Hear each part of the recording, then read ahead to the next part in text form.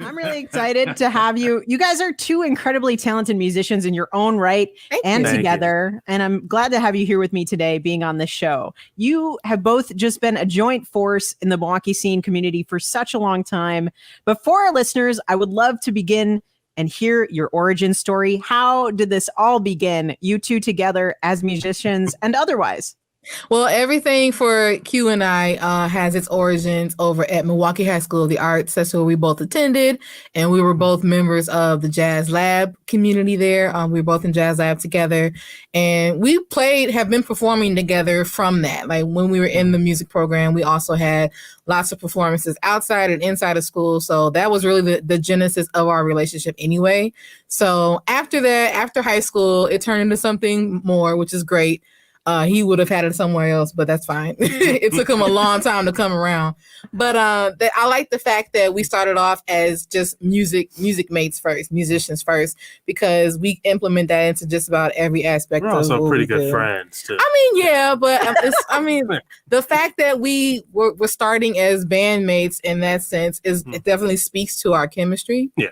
And our ability to like collaborate with one another easily and finish each other's musical sentences. And we really just tried to grow that as much as we could. Like we continued that throughout college. And then when we graduated and I came back to start doing my own thing, he also plays in my band for B Free. And we also played together for a short while in the amazing band called Foreign Good. Shout out to the homies.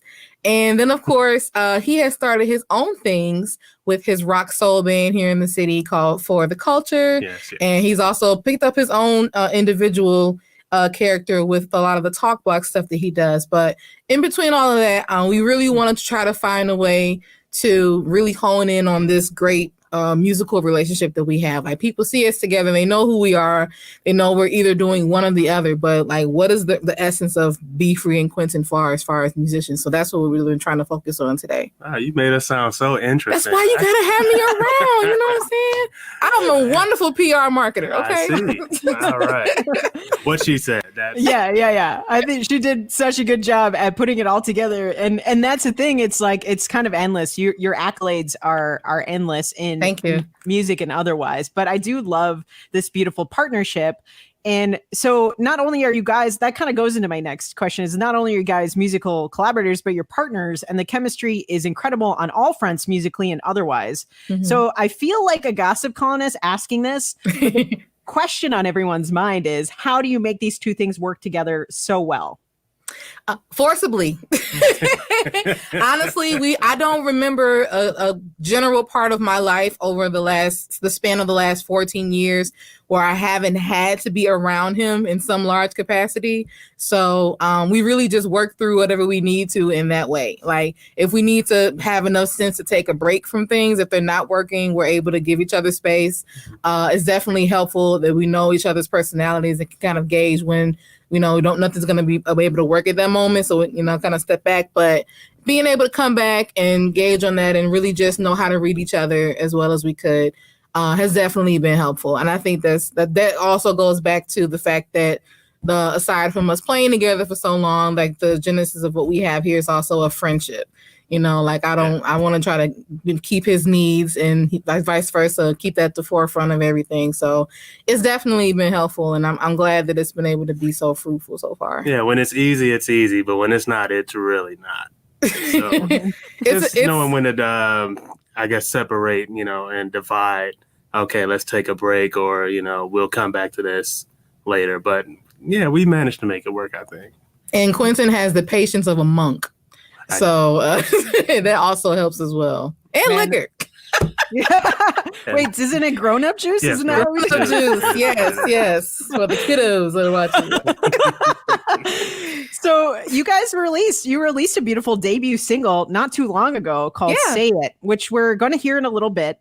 But tell us a little bit about this release. What is this release about? Because I feel like it is attained to your journey, but I want you guys to tell me. Well, the song itself was started as something that I produced a little over a year ago, and I wasn't really doing anything with it in particular. It was an unfinished song.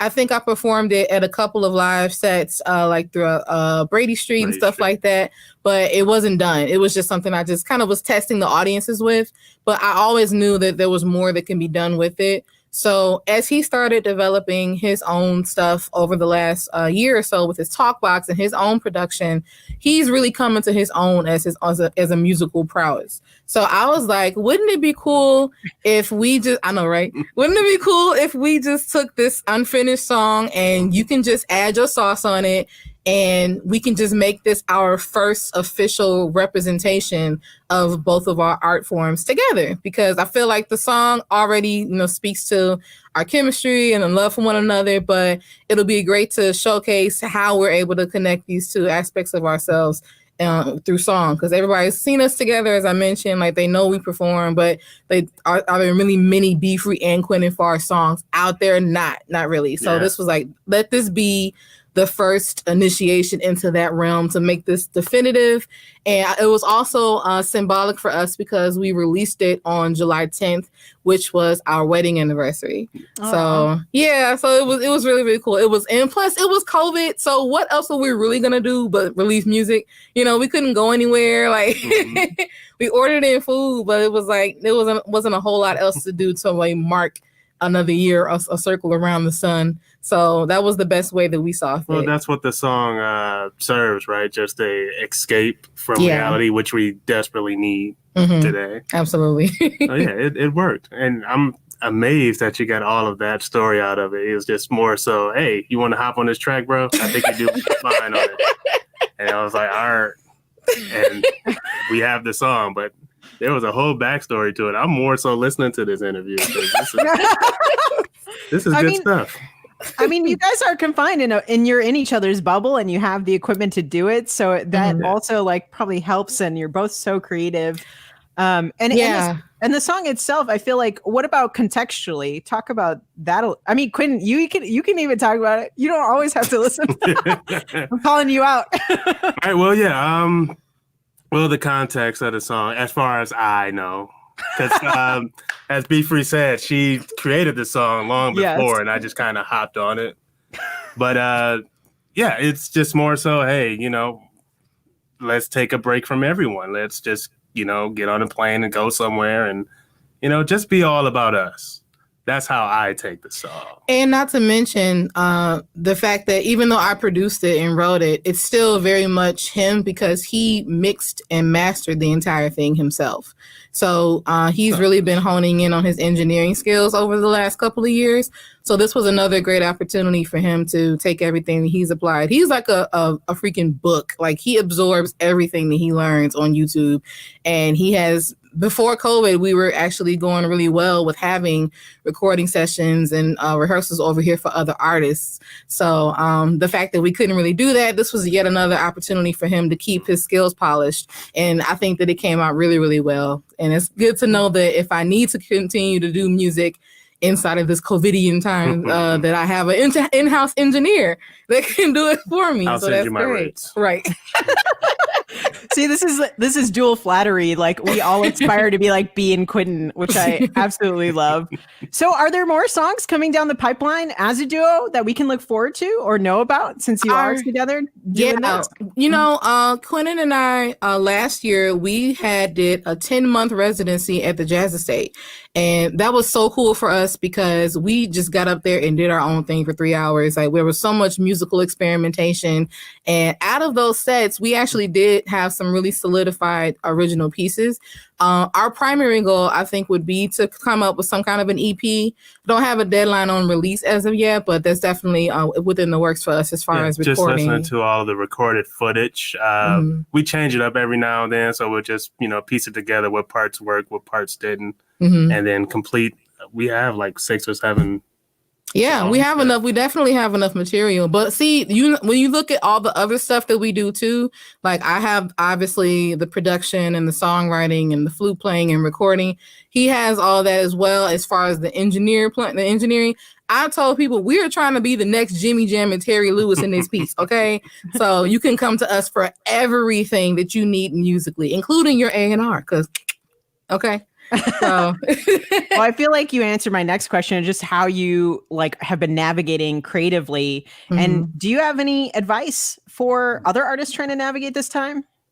Definitely take advantage of this downtime to focus on something that you didn't think you could, because I feel like with the uncertainty of when we're gonna come up from everything, you don't really know how many more days we have towards dedicating towards an unknown craft. So try to take advantage of the downtime and just accept things as they come. But yeah, you might be surprised at what you're actually good at when you have the time to actually focus on it. And that's really what's been happening over here so far. Yes, and practice. Lots and lots of practice. He clearly practices more than I do. Like it's really sad. Like especially with me being a teacher, like you would think I would advocate more for that, but I wasn't going to say anything.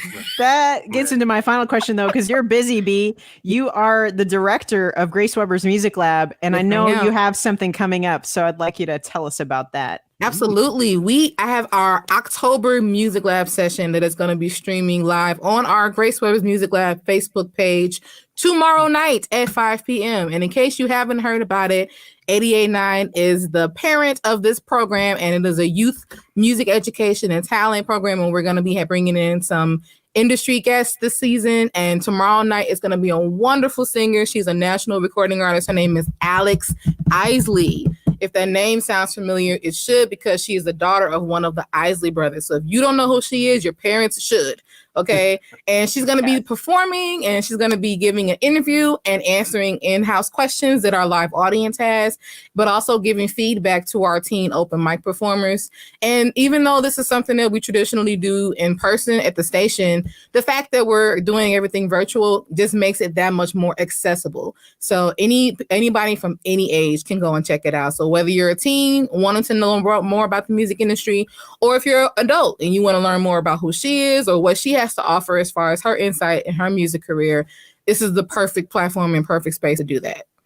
That's amazing and incredible. Thanks for sharing that. Yeah. So before I let you guys go, how can our Radio Milwaukee listeners support you?